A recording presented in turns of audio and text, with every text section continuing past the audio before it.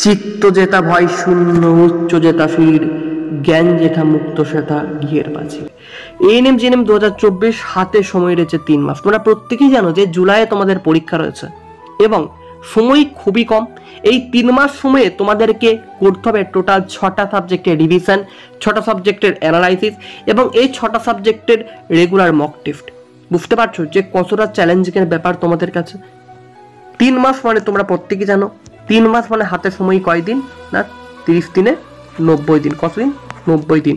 এবং তোমাদের 6টা সাবজেক্টের তোমরা কদিন করে টাইম পাচ্ছ না 15 দিন করে কিন্তু টাইম পাচ্ছ একটা সাবজেক্টের জন্য। মানে বুঝতে পারছো, লাইফ সায়েন্সের জন্য 15 দিন, ফিজিক্যাল সায়েন্সের জন্য 15 দিন, ম্যাথামেটিক্সের জন্য 15 দিন, ইংলিশের জন্য 15 দিন, রিজনিংয়ের জন্য 15 দিন এবং জেনারেল নলেজের জন্য 15 দিন।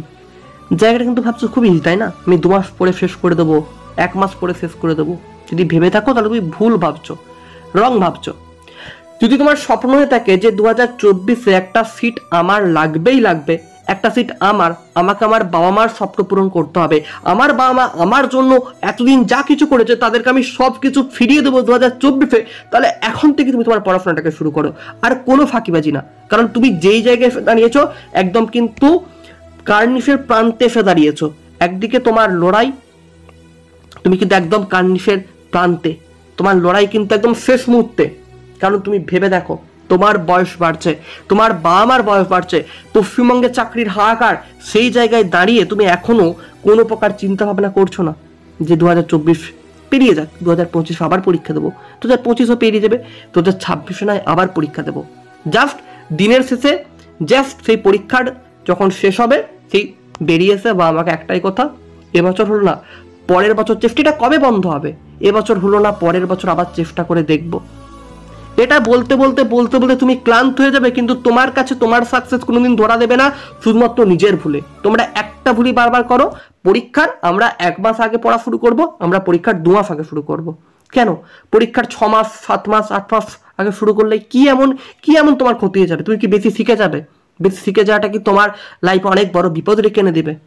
ব্যস্তরা শুধু এটুকুই ভাবো, পরীক্ষার 1 মাস আগে পড়লেই আমার প্রচুর নাম্বার হয়ে যাবে। এতটা সোজা না, এটা কম্পিটিটিভ পরীক্ষা, এটা তোমার কলেজের পরীক্ষা না, এটা তোমার মাধ্যমিকে পাস করার মতো জায়গা না যে আমি মাধ্যমিকে যা করে পাস করে গেলেই হবে। এটা একটা কম্পিটিটিভ পরীক্ষা, এখানে তোমাকে প্রতিটা কনসেপ্ট ক্লিয়ার করে করে পড়তে হবে। আর আমি কিন্তু প্রতিটা এই জন্য কনসেপ্ট ক্লিয়ার করে পড়াই। আর হ্যাঁ, তাই এখনো যারা শুরু করোনি, যারা ভাবছে এখনো শুরু করছি না, কিভাবে শুরু করব, তারা অবশ্যই আমাদের সঙ্গে যোগাযোগ করতে পারো।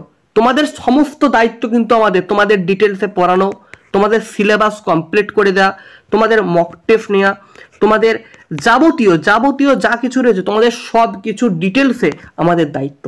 রেগুলার মক টেস্টের ব্যবস্থা, পরীক্ষার শেষে ইম্পর্টেন্ট গুরুত্বপূর্ণ যে প্রশ্নগুলো সেগুলোকে আন্ডারলাইন করে দেওয়া বই থেকে, এবং সাজেশন দিয়ে দেওয়া, শর্ট নোট দিয়ে দেওয়া, এমসিকিউ দিয়ে দেওয়া, সব কিছু আমরা প্রোভাইড করব। কিন্তু তোমাকে এই 3 মাস আমাদের সঙ্গে হার্ডওয়ার্ক করতে হবে, তাহলে 2024-এ আমি চ্যালেঞ্জ দিচ্ছি, 2024-এ একটি গভর্নমেন্ট ফিট এটা পাইয়ে দেওয়ার দায়িত্ব আমার, এটা পাইয়ে দেওয়ার দায়িত্ব। আমি ইউটিউবের চ্যালেঞ্জ নিয়ে বললাম, যদি তুমি আমার সঙ্গে চলতে পারো আমিও রাজি আছি তোমাদের জন্য দিন রাত এক করে দেবার। আমি আগের বারও সেম করেছিলাম যে 2023-এ যারা পরীক্ষা দিয়েছিল তাদের প্রত্যেককে এইভাবেই হেল্প করেছিলাম যে তোমরা যদি রাজি থাকো, তোমরা যদি আমাকে বলো যে স্যার আপনি যতক্ষণ পারবেন পড়ান, আমি ততক্ষণই পড়াতে রাজি। কারণ এমনি সফলতা আসে না। আমি দিনে 2 ঘন্টা 1 ঘন্টা পড়লাম, আমার কাছে এএনএম জিএনএম একটা সিট চলে এলো, এটা কোনোদিন সম্ভব না।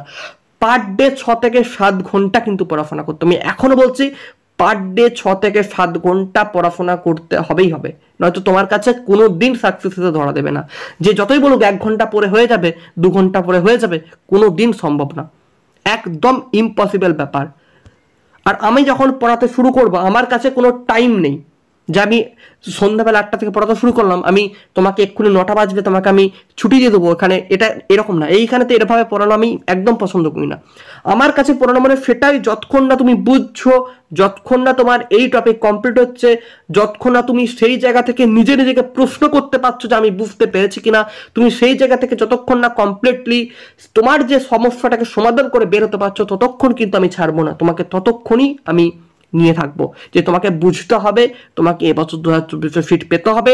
বারবার এই কথাটা যেন আমাকে শুনতে না হয় যে এবছরও হলো না, হতেই হবে, কেন হবে না?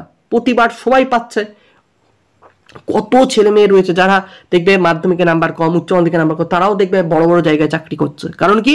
শুধুমাত্র জীবনে একটা জেদ নিতে শেখো। আর এবছর হলো না, পরের বছর হবে, এই কথাটা থেকে দূরে থাকো। এবছর হবে, আমাকে এ বছরই পেতে হবে। চলো তাহলে আজকে ক্লাসটা শুরু করা যাক। আর যদি ভাবো যে কোচিং নেবার ইচ্ছা আছে, যদি ভাবো যে আমার পড়াশোনা করার ইচ্ছা আছে, তাহলে টাইম নষ্ট না করে অবশ্যই যোগাযোগ করো। আর হ্যাঁ, আমার কাছে ভর্তি মানে এটা না যে তুমি এখানে ফাঁকিবাজি করবে, এখানে পড়তে হবে, রেগুলার ক্লাস করতে হবে, রেগুলার ক্লাস অ্যাটেন্ড করতে। ক্লাসে না অ্যাটেন্ড করলে সেদিনকার লাইভ ক্লাসের রেকর্ডিং ভিডিওটাও কিন্তু তোমাকে দেখে নিতে হবে। কারণ আমরা প্রত্যেকে জানো যে আমরা যারা ক্লাস করে তারাও জানে যে লাইভটার পরে আমাদের কিন্তু রেকর্ডটা অ্যাভেলেবেল থাকে। তুমি লাইভটা চলো দেখতে পারলে না, তো যখন খুশি তুমি রেকর্ডটাকে চালিয়ে দেখে নিতে পারবে। ঠিক আছে, এটা একটা বিরাট সুবিধা রেখেছে। তাই লাইভে যখন কিছু বললাম সেটা তো লক্ষ্য করলে না বা শুনলে না, তো পরে কিছুক্ষণ পরে রেকর্ডটা আপলোড হয়ে যায় ক্লাস শেষে। তো ক্লাস শেষে তোমরা যখন খুশি যেখানে খুশি ফোন থাকলেই রেকর্ডটা কিন্তু দেখতে পাবে। রেকর্ডটা লাইভ মানে যে ভিডিওটা হবে সেই ভিডিওটা প্লাস আমি যে কথাগুলো বলেছি সেই অডিও, ভিডিও এবং অডিও দুটোই কিন্তু তোমাদের কাছে শো হবে।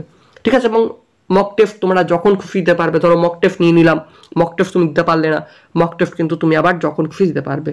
ঠিক আছে, এবং আমাদের তারপর লিস্ট বের করে দেবে যে তুমি কত র্যাঙ্ক করেছো।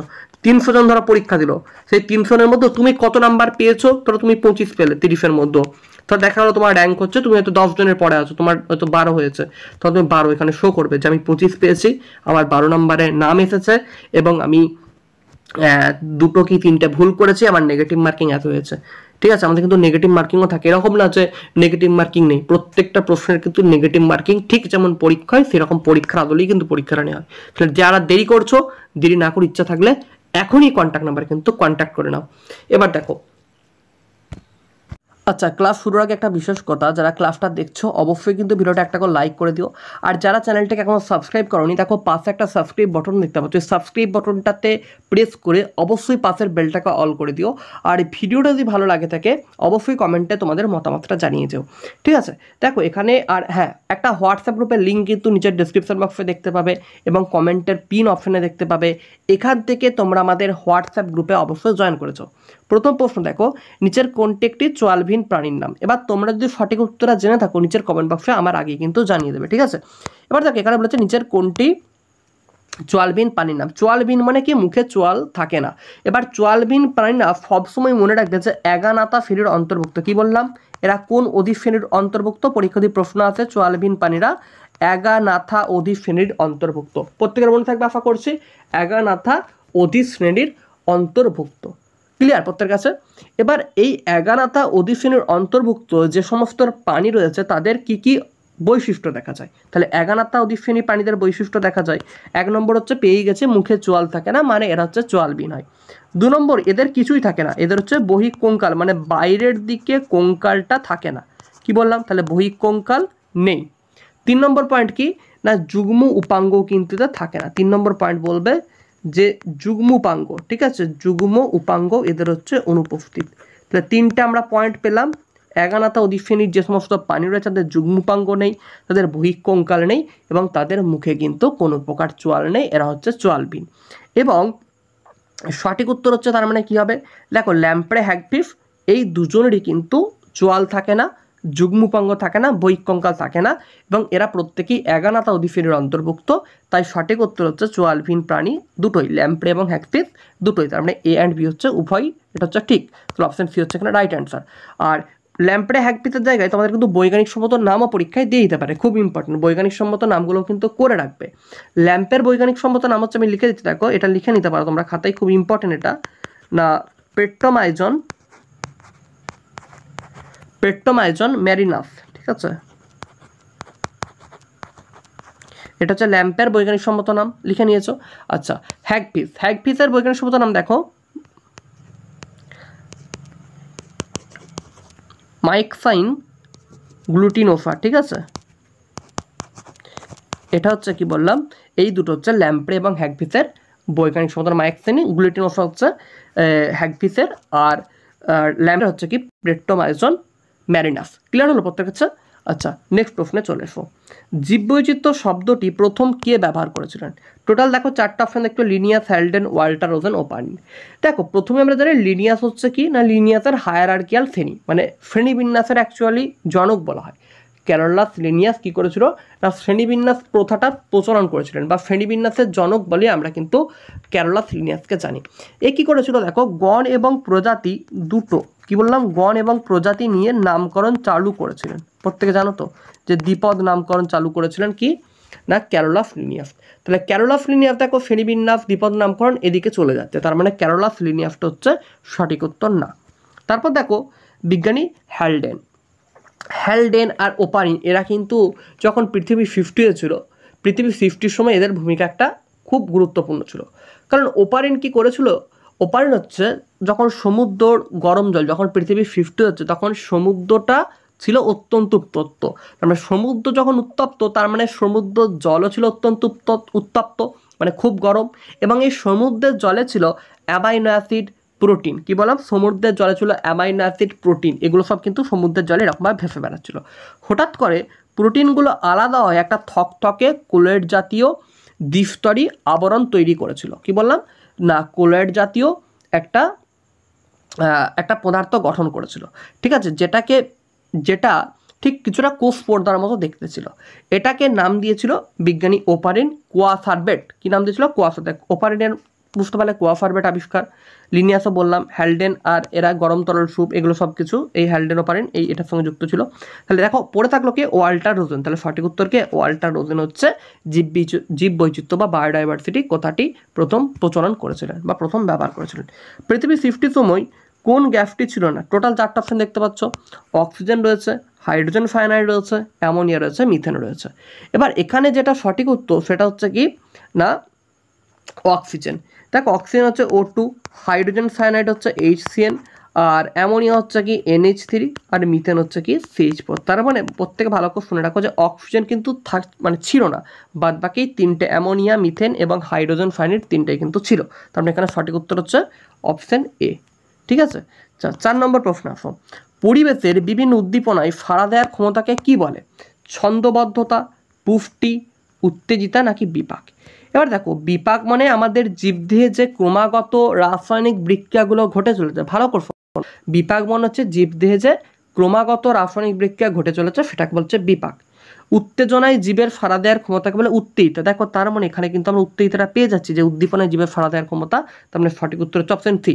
পুষ্টি ছন্দবদ্ধতা হবে না, কারণ পুষ্টি মানে হচ্ছে আমাদের যে শারীরিক বৃদ্ধি বা শারীরিক গঠনের ক্ষেত্রে পুষ্টিটা কাজে লাগে, আর ছন্দবদ্ধতা কিন্তু হচ্ছে না, ছন্দবদ্ধতার আলাদা সংজ্ঞা রয়েছে। তাহলে সঠিক উত্তর হচ্ছে কি অপশন সি উত্তেজিতা, কারণ উদ্দীপনায় সাড়া দেওয়ার ক্ষমতাটা হচ্ছে উত্তেজিতা। তারপর দেখো চক্ষু, ডানা, পালক, হালকা অস্থি কোন শ্রেণীর মেরুদণ্ডী প্রাণীদের বৈশিষ্ট্য। ভালো করে প্রশ্নটা পড়ো, চক্ষু, ডানা, পালক, হালকা অস্থি কোন শ্রেণীর মেরুদণ্ডী প্রাণীদের বৈশিষ্ট্য। টোটাল 4টা অপশন রয়েছে, রেপটিলিয়া রয়েছে, রেপটিলিয়া মানে হচ্ছে সরীসৃপ প্রাণীরা। দেখো সরীসৃপদের কোনোদিন কিন্তু ডানা বা পালক সচরাচর থাকে কি থাকে না, ডানা পালক এগুলো থাকে না, কিন্তু চক্ষু থাকে, তাই তো, ঠিক আছে। অ্যাভিসদের আর একটা কঙ্কালও কিন্তু, রেপটিলিয়াদের কিন্তু কঙ্কাল থাকে, দেখবে তুমি যারা সরীসৃপ মানে সাপ, তারপর দেখবে তুমি কুমির, টিকটিক, এদের কিন্তু দেখবে যে এদের কিন্তু কঙ্কাল রয়েছে, এদের কঙ্কাল রয়েছে মানে অস্থি রয়েছে, চক্ষু রয়েছে, চোখ অস্থি দুটোই রয়েছে, কিন্তু সবই থাকে, কিন্তু ডানা পালকটা থাকে না, তার মানে এটা কিন্তু হবে না। অ্যাভিস মানে দেখো পক্ষী মানে পাখি, পাখিদের দেখো ডানা থাকে, পালক থাকে, হালকা অস্থিও থাকে, আবার চোখও থাকে, তার মানে অ্যাভিসটা হচ্ছে ঠিক। দেখো ম্যামেলিয়া মানে হচ্ছে স্তন্যপায়ী প্রাণী, ম্যামেলিয়াদের কি ডানা পালক থাকে না, তাহলে ম্যামেলিয়াটা হলো না, রেপটিলিয়া হলো না, স্পিসিস মানে হচ্ছে প্রজাতি, এটা হলো না, তাহলে অপশন বি হচ্ছে এখানে সঠিক অ্যান্সার। তাহলে 5এরটা হচ্ছে কি হলো, অপশন বি হচ্ছে এখানে সঠিক অ্যান্সার। নেক্সট বলেছে দেখো কোন উদ্ভিদ গোষ্ঠীতে প্রথম সংবহন কলাতন্ত্রের আবির্ভাব ঘটে। দেখো এখান থেকে কিন্তু একটা প্রশ্ন আসেই আসে, মানে এই জায়গাটা খুব ইম্পর্টেন্ট, এখান থেকে কীরকম প্রশ্ন দিতে পারে আমি বলি যে এই জায়গাটাকে যদি পড়তে হয় তোমাদেরকে উদ্ভিদ রাজ্যের শ্রেণীবিন্যাসটা একটু জানতে হবে। উদ্ভিদ রাজ্যের যদি আমি শ্রেণীবিন্যাস করি তাহলে আমি টোটাল 3টে ভাগ পাই, একটা হচ্ছে শৈবাল, ভালো করে শোনো, একটা হচ্ছে শৈবালটাকে আমরা বলে থাকি অ্যালগি, কি বললাম, শৈবালটাকে আমরা অপর নামে কি ডাকি, অ্যালগি, সেটা একটা ভাগ হলো। দ্বিতীয় যে ভাগটা পাই সেটা হচ্ছে কি মসবর্গকে আমরা বলে থাকি ব্রায়োফাইটা। কি বললাম না ব্রায়োফাইটা, ভালো করে জায়গাগুলো ক্লিয়ার করে নাও, খুব ইম্পর্টেন্ট টপিক এগুলো একটা। ব্রায়োফাইটাকে বলে আমরা মসবর্গ, ঠিক আছে, মসবর্গকে বলে ব্রায়োফাইটা। তারপর হচ্ছে দেখো ফ্রানবর্গ, তাহলে শৈবাল হলো অ্যালগি, মসবর্গ হলো ব্রায়োফাইটা। নেক্সট আমি যেটা পাচ্ছি সেটা হচ্ছে কি না ফ্রান বর্গ, ঠিক আছে, কি বললাম, ফ্রান বর্গ। এই ফ্রান বর্গের অপর নাম হচ্ছে কি টেরিডোফাইটা, কি বললাম, ফ্রান বর্গের অপর নাম হচ্ছে কি টেরিডোফাইটা, টেরিডোফাইটা। তাহলে আমরা প্রতিটা এগুলো মনে রাখবে যে শৈবালকে বলে অ্যালগি, ব্রায়োফাইটা মানে মসবর্গ, টেরিডোফাইটা মানে ফ্রান বর্গ। এবার আমরা যদি একটু বৈশিষ্ট্যগুলো লক্ষ্য করে দেখি তাহলে দেখতে পাবো যে শৈবাল বা অ্যালগি জাতীয় উদ্ভিদ এদের কিন্তু সংবহন কলাতন্ত্র অনুপস্থিত, মানে নেই। কিন্তু এখানে বলেছে আছে, কাদের আছে, তাহলে এর তো নেই, তাহলে এটা সঠিক হবে না। তারপর বলেছে টেরিডোফাইটা বা ফ্রানবর্গ। দেখে টেরিডোফাইটা বা ফ্রানবর্গদের কিন্তু কি হয় না, এরা যেহেতু স্থলজ প্রকৃতির উদ্ভিদ তাই এদের মধ্যে জাইলেম এবং ফ্লোয়েম দিয়ে গঠিত সংবহন কলা উপস্থিত। তাহলে এদের সংবহন কলা থাকছে, যেটা কি দিয়ে গঠিত, পরীক্ষায় প্রশ্ন আসতে পারে যে টেরিডোফাইটা বা ফ্রানবর্গ জাতীয় উদ্ভিদদের যে সংবহন কলাতন্ত্রটা রয়েছে সেটা কি দ্বারা গঠিত, না জাইলেম এবং ফ্লোয়েম কলা দ্বারা গঠিত। ক্লিয়ার হলো? ব্রায়োফাইটা বা মস জাতীয় উদ্ভিদ, ব্রায়োফাইটা বা মস জাতীয় উদ্ভিদদের কিন্তু জাইলেম এবং ফ্লোয়েম কলা দিয়ে সংবহন কলাটা থাকে না, এদের পরিবর্তে থাকে প্যারেনকাইমা কলা। তাহলে কি বললাম না, এই ব্রায়োফাইটাদের জাইলেম বা ফ্লোয়েম কলা দিয়ে গঠিত সংবহন কলা থাকে না, পরিবর্তে থাকে হচ্ছে সরল প্যারেনকাইমা কলা। জিমনোস্পার্ম মানে ব্যক্তিবীজ উদ্ভিদ, ব্যক্তিবীজ উদ্ভিদ প্রত্যেকেই জানো যে এদের বীজে একাধিক বীজপত্র থাকে, এটা সম্পর্কে আর কিছু বলার নেই। বীজগুলো নগ্ন প্রকৃতির হয়ে থাকে, এদের কোনো প্রকার ফল গঠিত হয় না। তাহলে সঠিক উত্তর আমরা কি পেলাম, যে টেরিডোফাইটা বা ফ্রানবর্গ যে সমস্ত উদ্ভিদ রয়েছে এদের সংবহন কলাতন্ত্র উপস্থিত, যেটা জাইলেম ফ্লোয়েম দিয়ে গঠিত। তাহলে অপশন বি হচ্ছে এখানে সঠিক অ্যান্সার। প্রতিটার বৈশিষ্ট্য তোমরা লিখে নিলে এখান থেকে। ফ্লেম কোষের কাজ কি?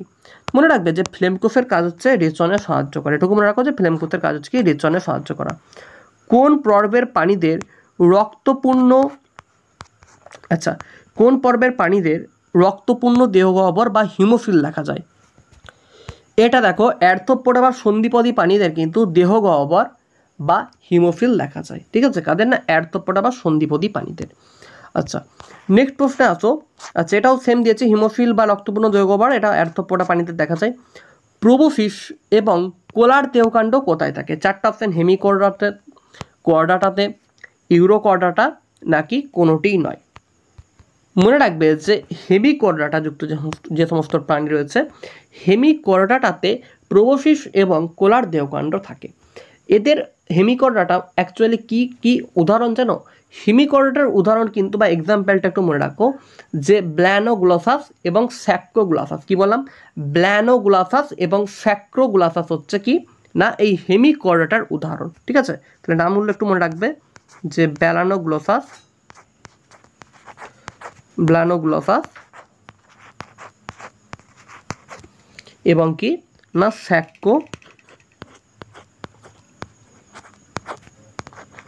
স্যাকোগ্লাসাস, ঠিক আছে। এই দুটো কিন্তু কিসের উদাহরণ, না হেমিকর্ডাটার উদাহরণ। নেক্সট আসো, গমনে সক্ষম একটি উদ্ভিদের নাম।